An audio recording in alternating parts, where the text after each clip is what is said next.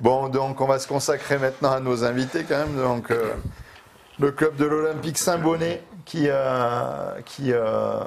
jouxte en Régional 2, si je ne me trompe. Oui, c'est ça. Voilà, donc si on plante un peu le décor rugbystiquement depuis le début de la saison, donc vous avez attaqué de la meilleure des manières, puisque pour une victoire en championnat Ouais, contre Saint-Mamé, exactement. 34-8. Exactement. Malheureusement, derrière, ça s'est pas bien passé, parce que bon, Brioude, avec beaucoup, je suppose, d'envie de remonter assez vite, je suppose qu'il doit avoir un effectif assez costaud. Donc 42-5 défaite à Brioude. Et donc pour vous, le prochain match sera contre les Martres, je crois, c'est ça? C'est ça. Ce week-end, C'est ça. à domicile? Oui. Bon, donc vous savez ce qu'il vous reste à faire. Oui, on va essayer, on va tout faire pour gagner ce match. Tout moins les gars d'entraînement, on va leur donner pas mal de boulot. Mais pour rebondir sur le match de Brioude il y a 10 jours, là, on est tombé sur une équipe qui était un peu vexée d'avoir perdu contre les Martres de Verre dans la première journée. Ouais. Donc ils ont été attendus de pied ferme là-bas. On avait un peu de fébrilité quand même au début de partie, puis on s'est fait un peu casser la gueule devant. Et là ils ont pris un petit peu d'élan dessus, puis voilà, après, bon, ma foi, on n'a pas un effectif aussi qui est très pléthorique, donc bon, on a fait rentrer les gars au fur et à mesure pour qu'on ait du temps de jeu. Mais là, dimanche, les Martres, ouais, c'est un peu plus compliqué aussi à la maison. Mais moi j'ai un petit objectif, je pense vous pouvez le réussir. Et vous recevez 2 fois de suite parce que vous enchaînerez avec Romagna derrière. Exactement. Qui devrait être aussi solide, je suppose. Oui. Mais alors, on a pris les 3 plus gros, je pense, Saint-Mamé, Brioude et puis les Martres de Verre de la Poule. Ouais. Les autres seraient peut-être un peu plus abordables, sans dénigrer les autres clubs de la Poule de R2, hein, sans minorer leur rugby. Mais voilà, on peut après jouer contre des clubs comme ça plus facilement que les Martres. C'est plus des niveaux de R2 comme on a l'habitude de jouer. Romagna, ça fait des années qu'on les joue. Blanza, c'est des années qu'on les joue aussi. Donc on sait qu'il y a toujours une petite rivalité, mais comme dans tous les matchs, tu me diras. Mais c'est vrai que c'est plus atteignable, quoi. Brioude sont arrivés, nous ont bien cassé la gueule pendant 80 minutes. Et voilà, après on a remonté preuve de caractère sur le premier match avec Saint-Mamé, où là on a été content, aussi bien en une qu'en B aussi. Tu as raison sur le fait qu'il faut parler de temps en temps de la B. Et voilà, donc non, c'est cool. Bon, alors de manière plus générale, si on racontez-nous un peu votre club, un peu ceux qui, enfin peut-être Cédric qui peut plus en parler de manière générale, parce que maintenant, donc toi, tu as coaché l'équipe 1 pendant quelques années. Et puis maintenant, tu as un rôle plus extérieur de dirigeant, un peu de superviseur, on va dire. Voilà. Tout à fait. Mais, pour parler de ce club, déjà, c'est un club magnifique parce que c'est vraiment un club familial et c'est un club clocher, c'est-à-dire qu'on fait partie d'un village. Combien vigneron. Il y a longtemps que Saint-Bonnet... 69, ouais, 69, donc on a fêté les 55 ans il y a peu.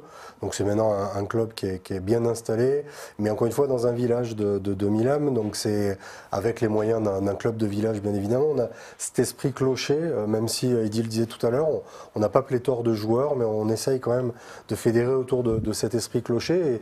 Et je pense que pour les clubs qui viennent chez nous, c'est jamais tranquille que de se déplacer à Saint-Bonnet. Il y a du supporter, nos supporters sont assidus, enfin, il y a vraiment quelque chose au niveau de ce club-là. Et comme tous les clubs, on traverse parfois des années un petit peu plus difficiles, donc on est très proche de Riom et géographiquement.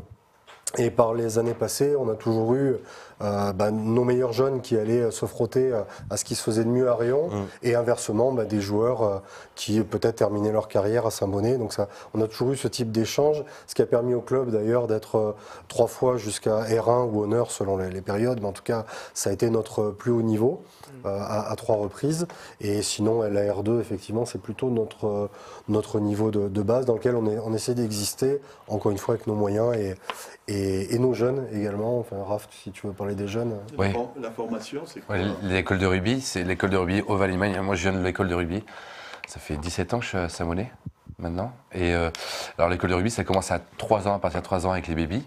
Après, U6, U8, U10, U12, U14. Donc ça, c'est à peu près 90 jeunes, 20 éducateurs. C'est génial. moi j'ai passé mes meilleures années d'école de rugby Donc c'est là-bas, Ovalie Mine, exactement. qui est le regroupement de Aigues-Perse, Enza et Saint-Bonnet-Prérion. Ils s'entraînent au Chez-sur-Morge le mercredi à partir de 17h30 et le samedi matin entre 10h et 12h. Le Chez-sur-Morge qui géographiquement est entre les 3 villages, quoi. Tout simplement. Mais après, il y a aussi le pôle jeune avec le Broc, qui est là avec Rion, Combronde, Blanza et Ovalie-Magne. c'est pour Là, les un en peu cadet plus vieux. et junior. Oui. Ils cherchent forcément, on cherche toujours des jeunes. Nous, on est c'est vrai qu'on est un club de village, un club de campagne, il a raison, et que ce soit avec Perse et Enza aussi. Et voilà, et ça manque de jeunes, forcément. Ça manque de jeunes parce qu'on veut aussi de tout ce qui est dans l'élitisme, rentrer dans l'élitisme, alors que aussi être un bon joueur de régional, c'est cool. Et ça, faut pas qu'on l'oublie non plus que il y a tout ce qu'il y a derrière. Ok, la fédérale, c'est génial, mais le régional aussi. On passe des très bons moments, des bons quarts, des bonnes troisième mi-temps. Et on cherche des éducateurs, forcément, et des jeunes, quoi. Et c'est bien pour alimenter nos 3 clubs, Enza, Aigues-Perse et Saint-Bonnet, c'est très bien, quoi. C'est bien. Et j'ai vu que vous aviez un préparateur physique qui était issu de la Ligue 1, qui était sur Lyon, Angelo Stella, je crois, et qui était même en top 14 comme préparateur physique, quand même. Bah, Bon, c'est c'est- pas rien c'est- pour un c'est club de l'ASM, cocher. C'est C'est l'actuel. le directeur de la performance de l'ASM Mais qui a depuis cette année. Eh oui. Ouais. Et qui était avec vous, donc du coup, l'été dernier. En fait, préparation. il était avec nous il y a quelques années en arrière. Ah, je Au- pensais que c'était plus récent. Non, non, au moment, D'accord. au moment Mais où c'est quand même une belle référence pour un club de clocher. C'est une super référence. Il a pu œuvrer à Perpignan Rugby, à Lyon, également à Et l'Olympique puis Lyonnais, l'Olympique en Lyonnais, foot. ouais, il a commencé Et comme ça. hein. avec des belles références, ce qui fait qu'il a été recruté pour être directeur de la performance, ce qui est aussi un très beau poste à Clermont. Et comme il est très très club et très passionné de rugby, ben, il vient nous aider et il nous fait le plus grand bien avec Ah, c'est bien. toute sa connaissance, notamment du physique. Et on a un tout petit peu de travail sur ce plan-là avec nos C'est vrai joueurs. que Raph s'est métamorphosé. d'ailleurs, hein. c'est plus le même. Je sais pas. C'est Attendez qu'on le impressionnant, dise, quand même. Attendez qu'on le dise. Les préparateurs physiques de l'ASM nous disaient qu'il fallait être costaud du bas, quoi, que c'était la priorité, être bien solide du bas. Tu te souviens? Ouais, c'est ça. En tout cas, c'est Ange qui l'a fait, la préparation physique des gars. Ouais. Il n'a pas permis de m'immiscer dedans, il a fait son petit programme. Ah, il fait toujours du coup le programme, il le fait toujours. Alors, hein. Ah ouais, Là, il oui, l'a fait. il nous l'a fait cette Ouais, année. vous l'avez fait. Vous avez bouffé un peu quand même. hein. Bah, Mais c'est bon, après, normal, derrière, il faut avoir la caisse, mais à quelque niveau que ce soit, Oui, physiquement. bah oui, donc, oui. des fois, le Ça match peut se faire gagne la à la fin, différence bien sûr. d'ailleurs. hein. Ça peut faire la différence. Une bonne prépa avec un joueur, un prépa physique de ce niveau-là, je suppose que vous avez dû tout de suite sentir la différence quand même. je Oui, suppose. bah alors après, les autres années étaient bien, mais c'est vrai que là, on en a lâché un peu plus. Mais oui, c'est forcément, ça amène une structure, ça amène quelque chose, et que comme dit Cédric tout à l'heure, on est dans un nouveau cycle. On en a lâché pendant 1 an ou 2, et ça fait du bien avoir du sang neuf, ça fait du bien aussi pour les jeunes qui sont chez nous. D'avoir ça, quoi, et avoir cette structure-là, bien sûr. Ange nous fait du bien, aussi bien physiquement que mentalement. Et Est-ce voilà, que vous on le caressez connaît. l'espoir qu'il joue, qu'il fasse une feuille de match ou 2, non ou... Ben, il a Ouais, c'est Il le a cas. fait les il a deux. fait, bon, il a c'est fait le tous les cas, ma- il a fait tous les matchs, là. Il est Ouais. vraiment passionné, donc il joue également aussi. Voilà, donc Vous c'est avez bien. un effectif senior de combien? On a une cinquantaine de joueurs, on est entre 52 et 55 joueurs. C'était le cas l'an passé, c'est un peu juste. Donc pour effectivement, il y a une question, je vais lui passer une question, combien d'équipes à Saint-Bonnet? C'est vraiment un club, malgré le fait qu'on soit un village, qui s'est toujours attaché à avoir 2 équipes pour faire jouer tout le monde, pour avoir un dimanche après-midi bien complet. L'an passé, ça a été compliqué, on a bataillé sur les premiers matchs de l'année pour aligner 2 équipes, mais on ne veut pas jouer avec la santé des gars non plus, le fait de doubler, etc. Donc cette année, on n'a malheureusement pas pu aligner une équipe à Brioude. On espère que c'est accidentel, on sait qu'à cette période de l'année, on a aussi les licences qui ne sont pas tout à fait OK, les gens qui n'ont pas encore tout à fait intégré le calendrier de l'R2. Donc on compte là-dessus, mais on veut vraiment faire jouer notre B. Et comme l'a souligné Raph, un très très beau match de notre B en début de saison contre Saint-Mamet. Donc ça permet que voilà, les 2 équipes s'éclatent. Vous jouez à 15 là, ou- On joue à 12 en B 12 et à 10 si on est un peu juste en effectif. J'ai vu que sur les réseaux sociaux, vous étiez très dynamique et tout, ça c'est bien, même pour les jeunes, pour l'image du club. Et je me pose une question, pourquoi en fait la question la plus importante de la soirée, pourquoi une oie en fait sur votre blason? Ah, c'était une très bonne question. Ça Qui va répond répondre là. À toi de répondre. C'est à moi de répondre. Parce que loi, c'est... Parce que il y a eu des polémiques là, on a vu sur la montagne, etc. et tout là, par rapport au coup de loi. C'est quelque chose qui est une tradition à Saint-Bonnet depuis, Ah, ouais. extrêmement longtemps. J'étais très très loin d'être né. Et on tire le coup de loi une fois par an pour la fête patronale. Donc ça divise, alors que chez nous, ça rassure. D'ailleurs, on fait qu'un à ce moment-là de la fête. Mais ça divise tous les autres qui ne sont pas du village, forcément. Ce qu'on me demande, c'est pas trop un avis. En tout cas, ouais, au-delà de ça, parce qu'effectivement, ça peut faire polémique, la fête du village, je parlais du côté village tout à l'heure, elle est essentielle au club, au village, bien sûr. C'est une fête énorme. Et chaque année, cette fête, elle tombe pour le premier match du championnat. Donc nous, on se débrouille toujours pour jouer le samedi, si possible ailleurs, pour que les joueurs restent concentrés. Personne ne veut, ils savent tous qu'on est bourré le lendemain. Sauf que nos collègues de Saint-Mamé, venir le samedi soir, c'était pas possible depuis le Cantal. Donc le match s'est déroulé le dimanche, qui était une grosse pression pour nous, au milieu de la fête. Et gagner ce match avec bonus offensif, je le précise, pour lancer la saison au milieu de la fête, c'était juste génial. Ah, c'est chouette. Et tu joues quel poste, toi? J'ai plus ton prénom, excuse-moi. Raphaël. Raphaël, tu joues quel poste? Pilier? Pilier. J'ai essayé de demander être numéro 10, ils n'ont pas voulu. Non, On a gardé qu'une partie Toi, du quand tu numéro. vas de Plumeur, il est costaud comme toi, presque. Ça me fait plaisir, tu vois. Je vois Je te David, dis, là, qui finalement. remercie d'avoir mis en avant au Val Limagne. Ça, c'est le président de Limagne. Moi, ce que je voulais dire, c'est qu'il y a, ça n'a pas eu lieu l'an passé, mais il y a 2 ans, il y avait eu un tournoi pour les M12, M8, etc., qui avait eu lieu sur le stade Bosch à Aigueperse. C'était un très très beau tournoi. Alors le Puy avait gagné, en plus, il remettait des boucliers. Le Puy avait gagné 2 boucliers, donc les boucliers sont toujours au Puy. On espère que cette année, on va pouvoir les remettre, que ce tournoi aura bien lieu et qu'on pourra les remettre en jeu et se déplacer à Aigueperse ou dans le périmètre d'Oval-Limagne. Et que ce soit Oval-Limagne qui gagne. Bah oui. Le Puy. Voilà. Il y en a marre, mais non, C'est bon, on a donné. Mais ça, ce tournoi, il a toujours existé. C'était Didier Garlando qui est décédé, qui était un de mes coachs quand j'étais en moins de 13, et qui avait mis ça. Il y avait Bourgoin, il y avait Lons-le-Saunier, il y avait des très belles équipes qui venaient à ce tournoi. Et c'est vrai que ça a perduré. Et ça, c'est aussi le travail de David et de tous ces bénévoles, parce qu'en fait, ils sont tous bénévoles. Oui, ça, oui. c'est important de le dire. Et je pense que c'est ça qui emmène l'âme aussi de notre club, quoi.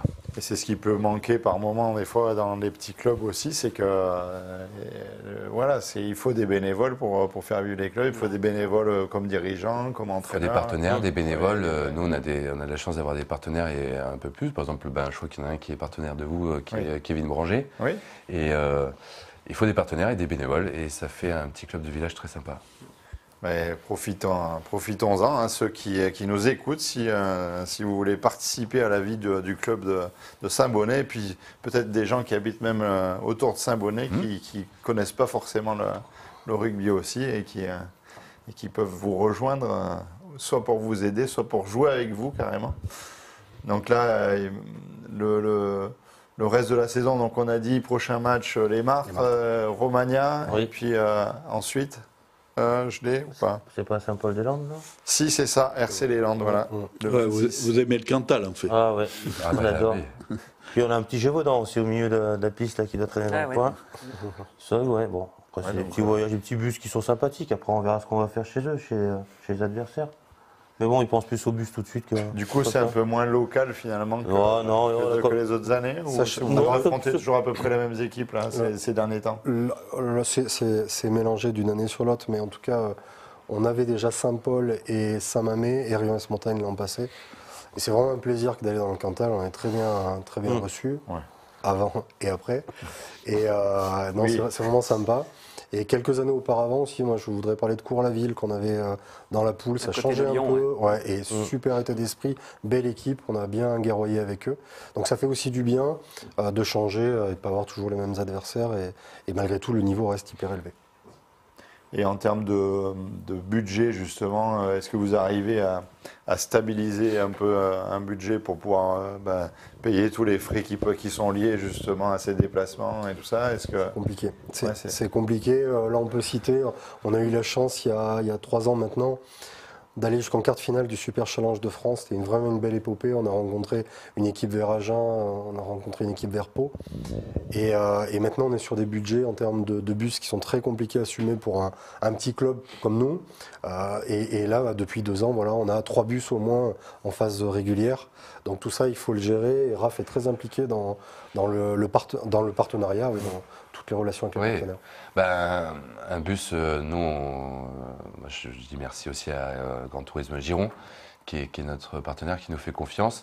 Et c'est vrai que c'est tout de suite un gros budget et forcément, pour un petit club comme nous, voilà, c'est vrai que le partenariat et les partenaires sont très impliqués et le seront de plus en plus parce qu'il y a une cellule qui est sponsor. Maintenant, on est obligé presque de faire une cellule sponsor exprès pour pallier à tout ça, parce que tout ce qui est déplacement, tout ce qui est... C'est compliqué. Après, tout le monde met du sien. Nous, on a de la chance d'avoir un beau vivier d'entreprises à Saint-Bonnet et des gens qui, Jean-Yves Pichon, notre président, fait depuis des années, nous sponsorise. C'est le boulot qu'il fait, un travail de fond, il faut le souligner aussi. Nous, on reprend avec certains, on reprend ça et on essaie d'améliorer, de mettre notre patte, quoi. Mais déjà, il y avait une très bonne base à la part de M. Pichon. Bon, bah déjà, vous êtes sur des bases solides. Déjà, Oui. on voit un club familial et puis donc avec quand même des partenaires. Donc, et puis et la base d'Oval-Limagne qui, pour l'avenir aussi, peut vous fournir des joueurs du cru. Donc, c'est vrai que c'est tout ce qu'on aime aussi dans le rugby régional, tout ce qu'on aime nous mettre en valeur aussi quand on rencontre les différents clubs. Donc ça fait plaisir que vous soyez venu nous en parler. De toute façon, on va rééditer ça, je pense, au moins une fois par mois, à voir les clubs de la région, parce que c'est vrai que même l'année dernière, par exemple, on a vu toute la réussite du rugby auvergnat au niveau régional, où on avait qualifié énormément d'équipes et il y avait des champions au Aura. Enfin, bon, Oui, voilà, surtout gagné beaucoup de titres beaucoup au niveau de la Ligue Aura. Ouais. Quoi, hein. Oui, oui. Donc c'est bien que le rugby départemental déjà se porte bien et nous représente bien après au niveau régional. Donc c'est tout le mal qu'on va vous souhaiter pour la suite. Merci. On va vous remercier en tout cas d'être venu avec nous participer à cette émission. Merci à vous. Grand plaisir. Merci à vous. Un grand plaisir.